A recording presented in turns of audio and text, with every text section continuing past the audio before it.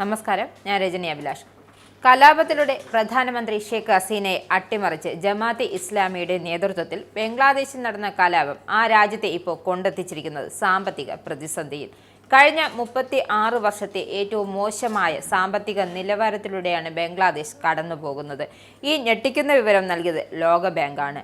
കടുത്ത സാമ്പത്തിക പ്രതിസന്ധിയിൽ തുടരുന്ന ബംഗ്ലാദേശ് ജനതയുടെ ജീവിതം മുഹമ്മദ് യൂനസിന്റെ ഇടക്കാല സർക്കാർ കൂടുതൽ ദുസ്സഹമാക്കുന്നത് വെറും ഈഗോയുടെ പേരിലാണ്.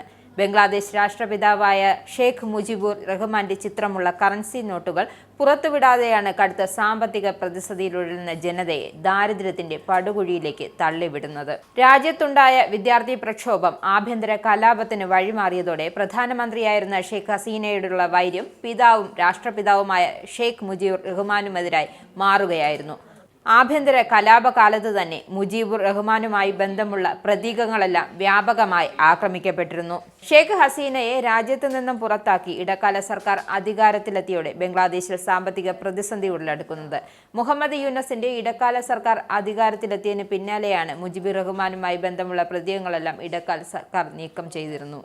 നോട്ടുകളിലെ രാഷ്ട്രപിതാവിന്റെ ചിത്രവും നീക്കം ചെയ്യാനാണ് ഇടക്കാല സർക്കാരിന്റെ തീരുമാനം.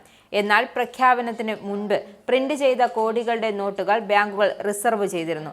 രാജ്യം കടുത്ത പ്രതിസന്ധിയിലൂടെ കടന്നുപോകുമ്പോഴും ഈ നോട്ടുകൾ പുറത്തിറക്കാൻ ഇടക്കാല സർക്കാർ അനുവദിക്കുന്നില്ല.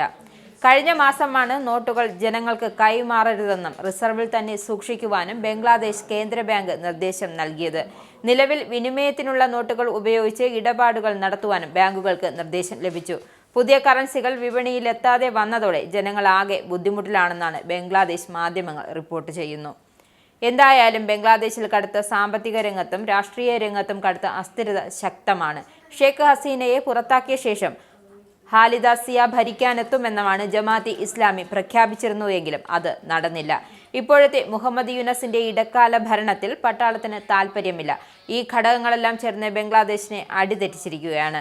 ഷെയ്ഖ് ഹസീനയെ പുറത്താക്കിയ ശേഷം അധികാരത്തിലിരിക്കുന്ന ഇടക്കാല സർക്കാരിനെ ജമാഅത്തെ ഇസ്ലാമിയുടെ ഇഷ്ടപുത്രനായ മുഹമ്മദ് യൂനസ് ഭരിച്ചു തുടങ്ങിയ ശേഷം മിക്കവാറും ഗാർമെന്റ് ഫാക്ടറികളെല്ലാം അടച്ചുപൂട്ടി. US-ഉം ചൈനയും തമ്മിലുള്ള വ്യാപാരം ബംഗ്ലാദേശിനെ ബാധിച്ചു. നിങ്ങൾക്കും ആനന്ദ് മീഡിയയുടെ പ്രേക്ഷകരിൽ ഒരാളാകണ്ടേ? യൂറോപ്പിലും US-ലും ആഫ്രിക്കയിലും അടക്കം പ്രവാസികൾ ഉള്ളയിടങ്ങളിലൊക്കെ ജനപ്രിയ ചാനലുമായി ആനന്ദ് മീഡിയ ഒപ്പമുണ്ട്. ഏഷ്യാനെറ്റ് ഫ്ലവേഴ്സ് അടക്കം നിങ്ങളുടെ വിരൽത്തുമ്പിലെത്തും. ആദ്യം റോക്കു ബോക്സ് സ്വന്തമാക്കുക.